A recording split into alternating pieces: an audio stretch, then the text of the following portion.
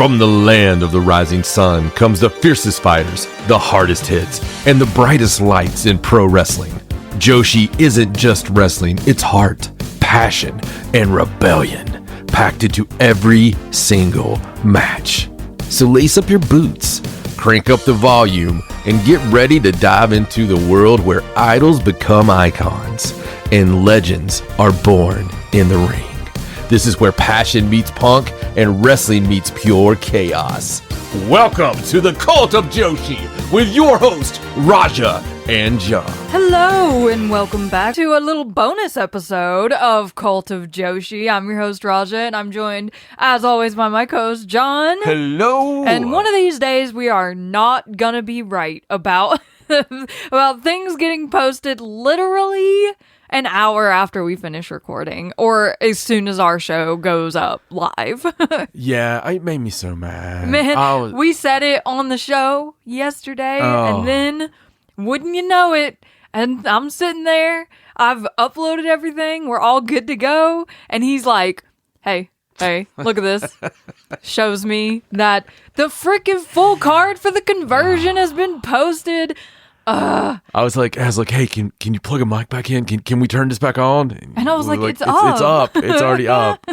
It's just like, but it's okay because you know what we have? What do we have? We get to go over the full card. We get a full-on preview of the conversion. Yes, we couldn't just let it go, right? We have to talk about this card because this pay-per-view coming up is such a big deal. It is, of course, Stardom, the conversion on June 20th. This will be live from the Yoyogi National Stadium in the second gymnasium. And we have 2 pre-show matches and 9 full main card matches. And man, there's some stuff on here, okay? Like, we have to talk about it before it happens. Absolutely. And like I said before, even before, like, the conversion was the conversion, this time of year, right? So this time of year has historically had some crazy stuff happening around some of the same players. Yeah. And it really feels like this whole, I don't want to say it again, but Queen's Quest. I'm sorry, I had something in my throat. This whole QQ thing, this whole Queen's Quest thing. I mean, it's obviously looming heavily, and yeah, everybody feels it, right? It's like it gets around summertime and they get jumpy and they have to just do some craziness. It's like I felt bad on the last episode, earlier today. I felt bad on the episode when I was, and I asked you, I was like, am I looking too far into this? Yeah, I don't want to pushing it too hard. I don't want to be disappointed, right? Right. Get my hopes up and all this and be disappointed. But look, they took the thing we theorized happening and threw it out in the yard and said, "Here, hold my beer." They took it to the next level. It's the next level. They were reassuring you. They were like, "You're not going too far. You're not going far enough." No, yeah, poor Starlight Kid. Yeah, she just got introduced into the mix. But let's talk about this card because it is so cool. There's so many cool things on it. Starting off with the pre-show matches, the first of which is a singles match between Yuna Mizumori and Matoi Hamabe. So Matoi getting to open up the show with Yuna. That'll be a really fun match. Yuna will probably end up winning that match, but you never know. I mean, Matoi's really come into her own lately. She has. And what's kind of strange about this, because I thought that Matoi might have something with a Stars member since they've been heavily recruiting her. Yeah. So it's interesting. It's an interesting matchup. It is an interesting thing to mix her up with Cosmic Angels there a little bit. I mean, she still is factionless, so you never know. And of course, Yuna is the high-speed champion, so anything could happen. Yeah, I mean, this could be a crazy upset. It could be, but I do think Yuna's probably gonna win. We'll see. In the next pre-show match, we have another singles match where Mei Seira will be facing Emma Maishima. So this is another in the series of singles matches for Emma that she wants to have with all of the Neo Genesis members. Of course, Mei Seira just made her return in Korakuen Hall a couple of days ago. So I have a feeling this is going to be like a super good match. I think May is excellent with the younger talent, and she's going to show Emma Maishima a thing or two here. Yeah, I mean, obviously, this is going to be a really cool match. And it's going to be a good test for May coming back off injury. Hopefully, she feels better than she did at Korakuen Hall. I know it's just been a few days, but you never know. And a week is a long time in wrestling. It is. It is. But, May Sarah will obviously win this match. But it's going to be, like you said, a great showcase for Emma just to see where she's at and have yet again another. I mean, I think Wrestling May is quite like a really cool honor, because she's awesome, man. Yeah, it's like sort of a milestone thing. Yeah. Especially if you're like wanting to learn from her. I know Emma's very interested in the high speed side of things, so this will be a really big learning opportunity. Until you're holding your sides because you can't go. It's too fast. It's like going against Roadrunner. I know. May Sarah is high speed. She really is. So to kick off the main card, we have yet another singles match. So we're opening up here with 3 singles matches in a row. And this one is Aya Sakura versus Ane Kanaya. So this is a match where I imagine we will start to see Aya Sakura's true feelings about Ane and whether or not she actually wants her in Cosmic Angels or if she's going to keep trying to keep her on the outside. Wait a second. What? This is kicking off the main card. Yes. I would have thought that maybe this was a house show match or this was a pre-show match. Yeah. Dude, you're the one that's been saying forever, maybe this will be Ane's first win. It might be. That's what I've been waiting for. Well, I mean, you've been saying it for a while, but if you're kicking off the conversion, and you're going to get someone who's already mentally deranged, and you beat them, oh man, that would like explode Aya Sakura probably. And the visual of Aya opening the night and then Sayaka closing the night is very stark as well. It is. Oh my God. Listen, dude, she's going to come back out. You think so? Yeah, you just called it. It's a bookend deal. And that's actually a very smart booking kind of. You just bookended the show. It's right. Because if she starts it, and especially has like a TLD or something. Yeah. And which you would think at worst, right? At worst, probably. At worst, time limit draw. And she just can't take it. I know I'm not trying to turn people heel. That's not what we want, sort of. But I mean, she couldn't drop any more hints than she's dropped. It just seems very jelly. She does seem a bit jealous of Sakura, or at least just frustrated that she hasn't seen the same success. I'm going to keep my wits about me. I'm going to say Aya Sakura wins in a very good match. And then let's Ane Kanaya join Cosmic Angels, hopefully. Keeping my sense about me. Okay. We're going to try not to be too crazy and say that this is Ane Kanaya's first win in her career. Okay. Yeah, because that was not going to happen. It is not going to happen. Well, yeah, it's we're not going to manifest that. The next match is a 3-way tag team match. So the tag teams are Rana Yagami and Kyoka Kotatsu, Maika and Koguma, and Itsuki Aoki and Akira Kuragane. So this is sort of just a fun, like a for fun tag team match. The Maika Koguma team is very interesting. I know it's probably because Hazuki's busy later in the night and Hanako is as well. So the Fukuoka girls are just teaming up here together. So it should be very interesting and fun. Obviously, there's going to be some bear business with God's Eye in there with Koguma. Bear business. And of course Itsuki Aoki is one of our favorites with Akira as well. So it's hard to say who's going to win this match just because it's one of those that where anyone could win at any time because there's so many people involved.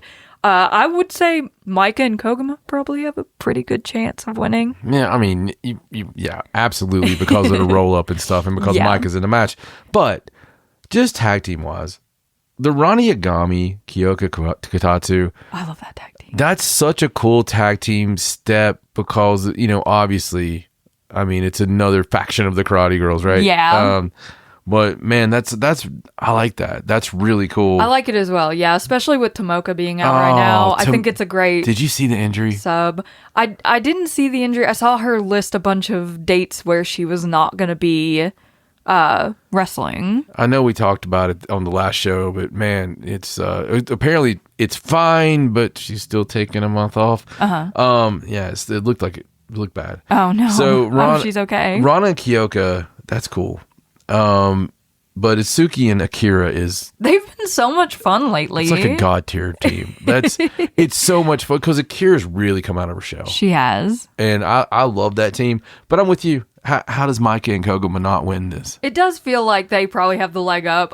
It's possible that anyone could get a roll up or something, or just trickery, like anything could happen. But I think Micah and Koguma would be where my thought would fall on this one. It's such a strange match. It is. It's just one of those sort of fun matches. But the next match is not just for fun. It is for the Artist of Stardom Championships. Here we go. So we will see Lady C, Hina, and Amisori, Dream Trine, defending their belts against Rion, Kikyo Furusawa, and Maki Ito of the Ito Respect Gunden.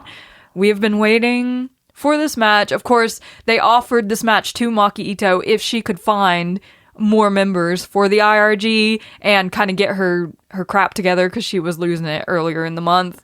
And Rion joined just recently, and they punched their ticket to an Artist of Stardom championship match here at the Conversion. So not only are we going to get full costumed, 100%, we're going to get Rion, we're going to get Kyoko, and we're going to get Maki all matching. Yes. Finally. We're going to get the full dance. We're going to have all the full fun. Song and dance. But we're also going to have the best damn trios team there is in a very long time with Dreamtime. I mean, they've been so, like you said, they're so awesome. They are. They get out there and it's just like magic happens. Dude, Lady C, Hina, and Amy Sore, this has been so long coming. Like, there's been, they've teamed for so long, like in variations and stuff. And something ever since the Dream Trine thing, it's been so cool, and it was cool because even before they won them, you had picked up on it. You're like, that I really love this combination. It's like they started teaming together more and more, and I was like, hey,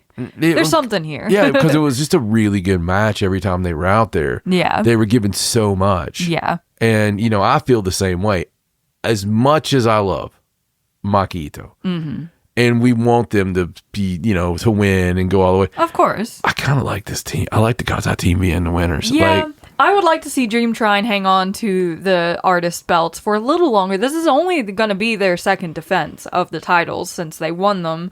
So I would love to see them hold on to them a little bit longer. But the IRG is a big mountain to climb, not only because of their talent, but because of how popular they are. So the crowd's going to be behind them, which is going to be hard for Dream Trine to overcome.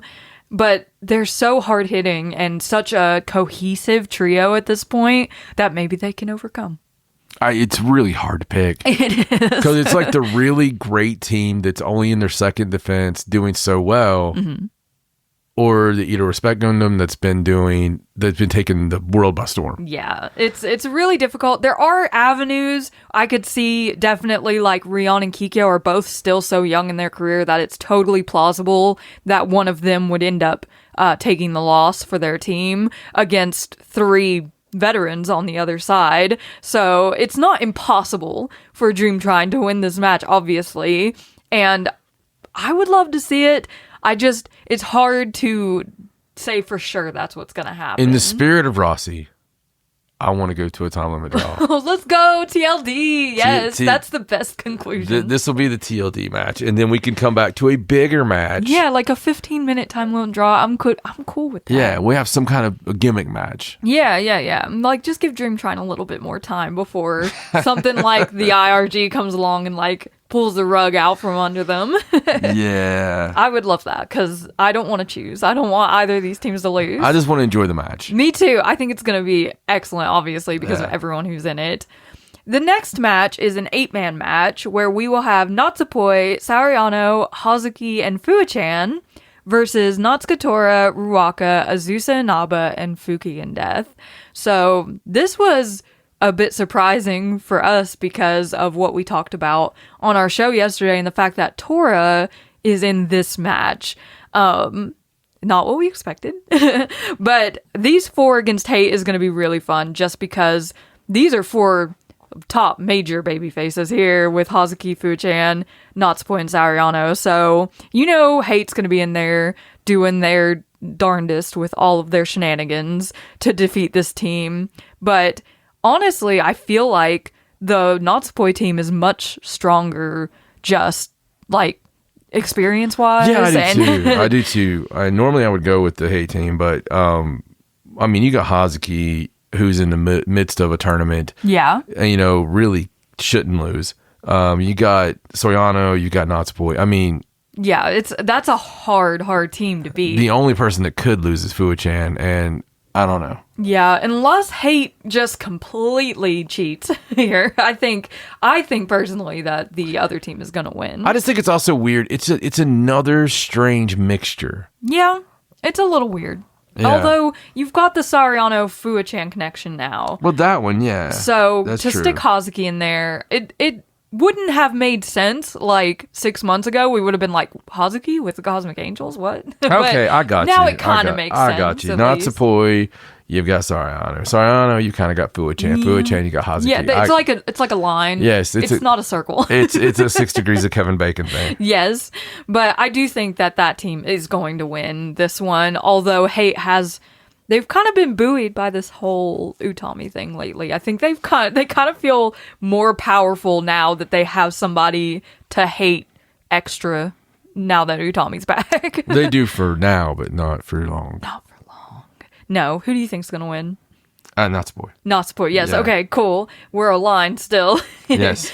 The next match is a match that Xena requested specially after the Korakuen Hall show. It is a singles match between Xena and Hanako. So this isn't a match that they've been able to have before, and Xena, like she said, is on her way out of Stardom soon, and she wanted to face Hanako one-on-one, which I think is really cool, and I think this is going to be a great match. Hanako really shines in these sort of big singles matches. She does. Every time she gets that opportunity, she does really, really good. I think it'd be a fun match. I think Hanako wins, especially if Xena's on her way out the door. Yeah, I think it would be really cool, just aesthetically, to see her defeat her senpai in this situation because of the EXV connection. So I think Hanako will probably take this one, and it'll be emotional afterward because, Xena's leaving. yeah. No, it is. It's another one of those kind of semi-strange. Yeah, it is. It's especially to be on the conversion, I guess, is what makes it the weirdest part. But I think it's a nice little break before we get into the top 4 matches. Like, if you've never seen a Stardom pay-per-view, there's usually 4 big matches at the end of the pay-per-view where it's like, okay, everyone buckle up. 4 big matches that take 2 hours. Yes. Yes, they do. And this first one is a doozy. This is the match everyone's talking about, of course. This is Utami Hayashishita, Miyu Amasaki, Azumi, and Starlight Kid versus Saya Kamatani, Momo Watanabe, B. Priestley, and Konami. So not only did they take the match that we thought that they were going to have with a couple of Queen's Quest former members, they've put an 8-man out with 7 former Queen's Quest members. The only person in this match who's never been in Queen's Quest is Starlight Kid. It's so weird. It's so freaky. It's like they have to know, right? They have to be doing this on purpose. Like, they wouldn't just make this match because it doesn't make sense in the context of the story we've been having not to have Tora on the other side as Utami. So they were like, who all in Hate used to be Queen's Quest, and they had 4 of them, and they were like, all right, let's go. Yeah, no, it's absolutely insane because of everybody that's in here. And if Tora is ringside, she will be, supporting, it's just something's gonna happen, man. Yeah. Oh yeah, this is also Momo Watanabe's return match, and she's gonna be like chomping at the bit. This is gonna be full of vitriol, and it's almost like Hate is doing this on purpose to mess with Utami's mind. They were like, who can we put in this match to get the most rise out of Utami? And these are the 4 of their faction that they chose. I don't know. It's very, very, very, very crazy. And it's killing me. It's intense. Okay, I gotta put this out there. And I hate to put this out there. if you look at the team with Utami, which is awesome. Yes. The one thing weird that sticks out to what? Starlight Kid, right? Yes. Unless you're looking at Starlight's faction. Yes, she's with her girls. Right, she's with her girls. But You know where I'm going, right? Do you know already where I'm going? maybe. I have an idea about it. So we're all wanting everybody to leave Hate and join Queen's Quest, start it back up, and all of a sudden Utami rides off into the sunset with Saya on the horse with her. Of course, and and all this stuff we're all thinking about. What if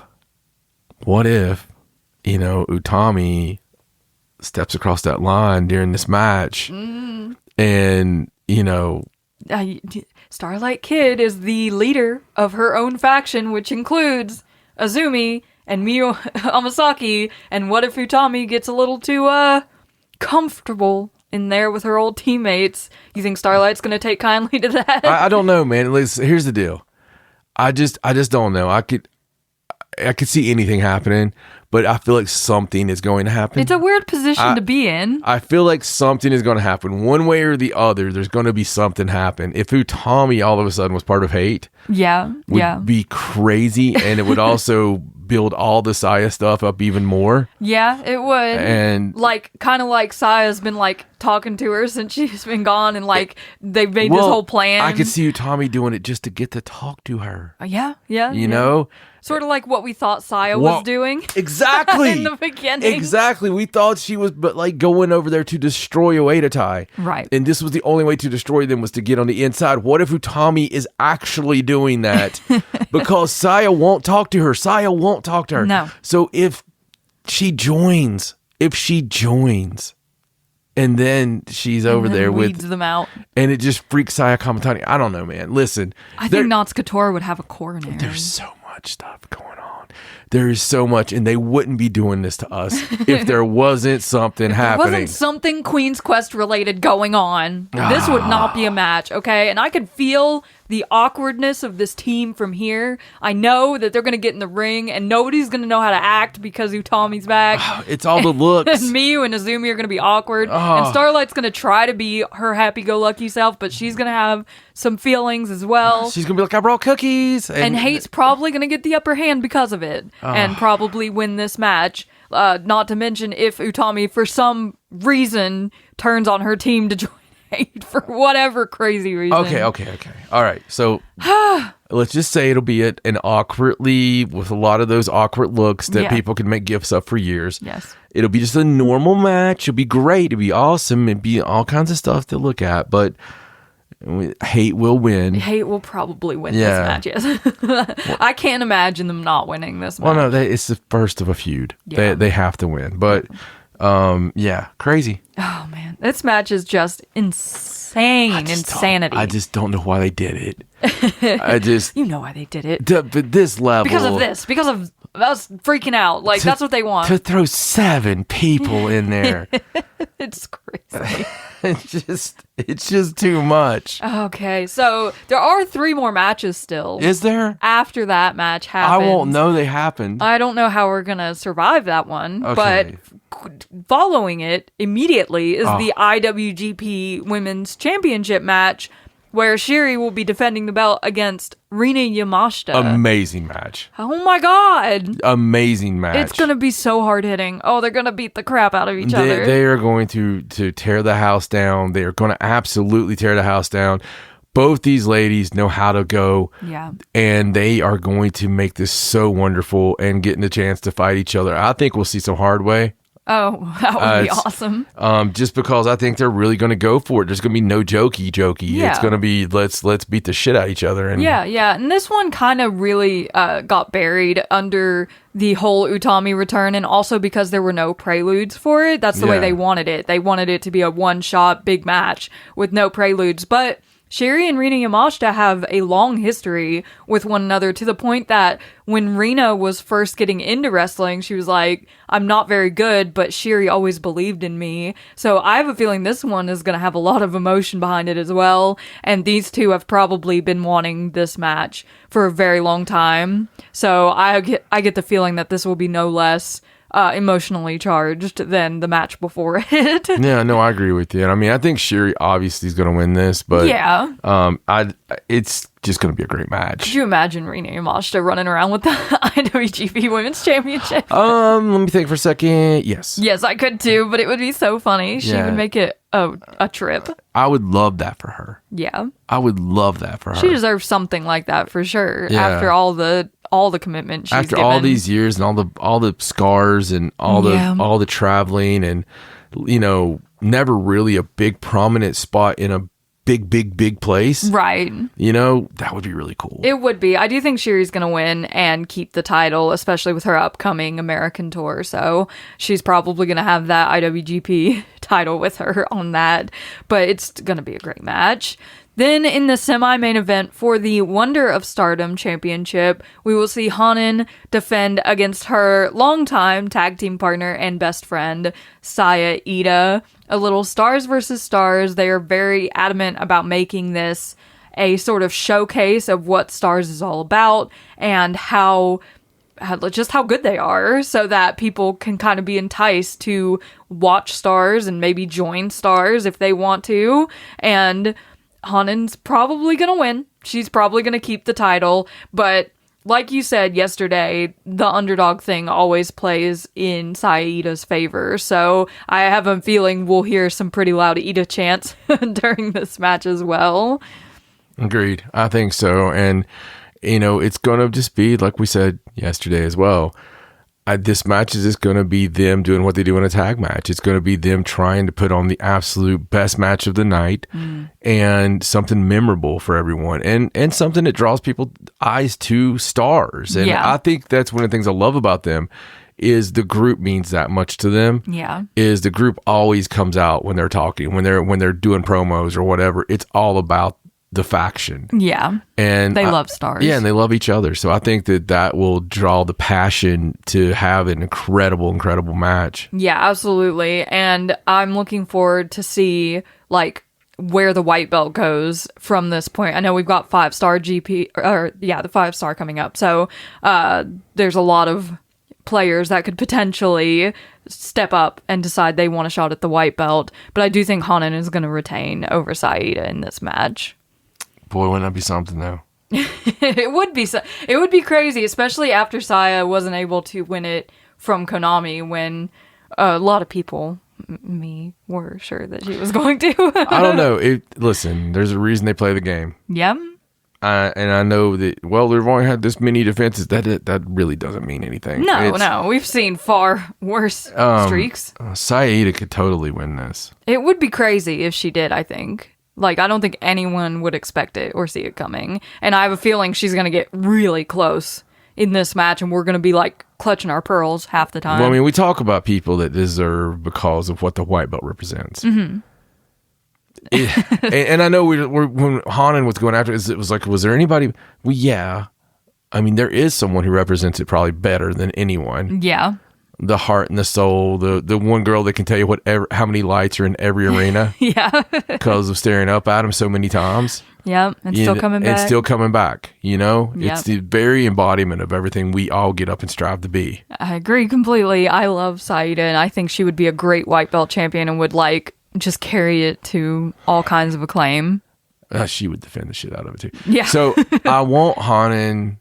Okay, so I think Hanan will win. Yeah. But I want Saida to win. Oh, okay. But sometimes your heart picks differently than your brain. Yeah, so it's hard. It's a lot of another toss up, man. Yeah, I think Hanan's gonna win as well. But the image of Saida having a Darby Allin-esque title run where she just starts defending it left and right on every show, that sounds awesome. No, it does. It sounds great. And in the main event of the conversion for the World of Stardom Championship, we have Sayaka Kurara defending the red belt against Suzu Suzuki. And this is just going to be a brawl. They have been fighting and fighting and fighting each other backstage, in the ring.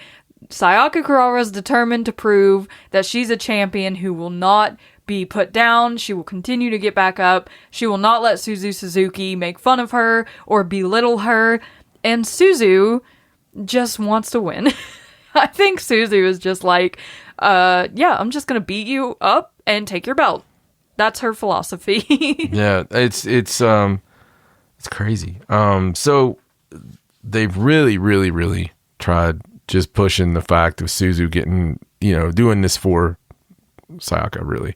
Just getting her ready, getting her, finding, what is your specifics? Yes. What are your goals? What do you do it for? And I don't know, man. I think this will be a really great defense. I think it needs to get violent. Oh, it's gonna get violent. And They've been building up to that. So far, Sayaka Kurara has never let us down in a big match. No. So I think that it'll be a defense, and I think it'll be great. On paper, this card has some really crazy matchups. Yeah, just unexpected. Yeah, some really crazy matchups. The one thing about Stardom we can always guarantee, and we throughout the whole Toru Okada reign, we've been able to see that it's just been great. Everything. A lot of times I don't even care what the card is because the show is always really good. Yeah, the one thing you can 100% always count on is that every single one of these ladies is going to go out to that ring and put her entire heart and soul into it, no matter what she's doing, and they're going to put on an excellent show for you. And the fans have proven that, with sellout after sellout after sellout. I mean, there's a reason that happens. Yeah. and it's been so good. There's just so many twists and turns in this, and I love it because it's a huge show, it's a pay-per-view show, but it also feels like one of those build shows. Yeah. And it's crazy because in the past, we keep thinking about the conversion from a couple years ago, 2 years ago, where everything changed, right? Yeah. And that was another one, it built for the rest of the year. And I don't know if they're planning that on purpose with this. Right. But there's so much stuff here that feels like it's building for what we're going to get the last half of the year. Yeah, absolutely. It's definitely setting up a lot. I have a feeling some crazy things are going to happen that we're not even expecting. They're just really good at doing that during the summer. So I think we'll see something mind-blowing, probably. They did tease Bozilla recently. Ooh. So it was in a Ma Vida Loca, just an interview they were doing for one of their little specials, and she had a via satellite thing, nice. with the girls, hey, you miss me, of course you miss me.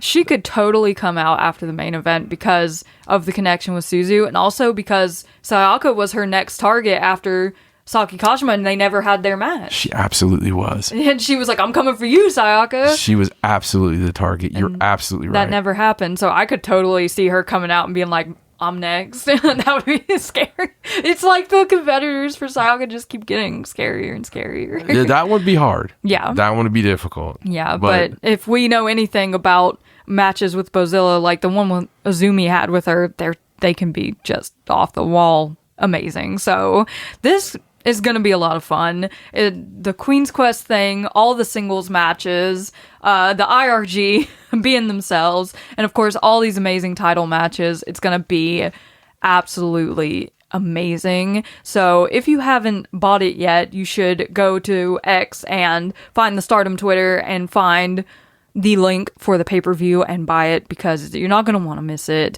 It's on June 20th. We're going to be watching live like we always are for Stardom pay-per-views and tweeting live, so make sure you're following us at Cult of Joshi on X. And of course, when it's all said and done, we will be right back here to talk to you guys about every single solitary crazy thing that happened on the conversion this year. But that's all we have for you this time. Thank you for joining us for this special little bonus episode, courtesy of Stardom releasing the card literally as soon as we were done recording our episode.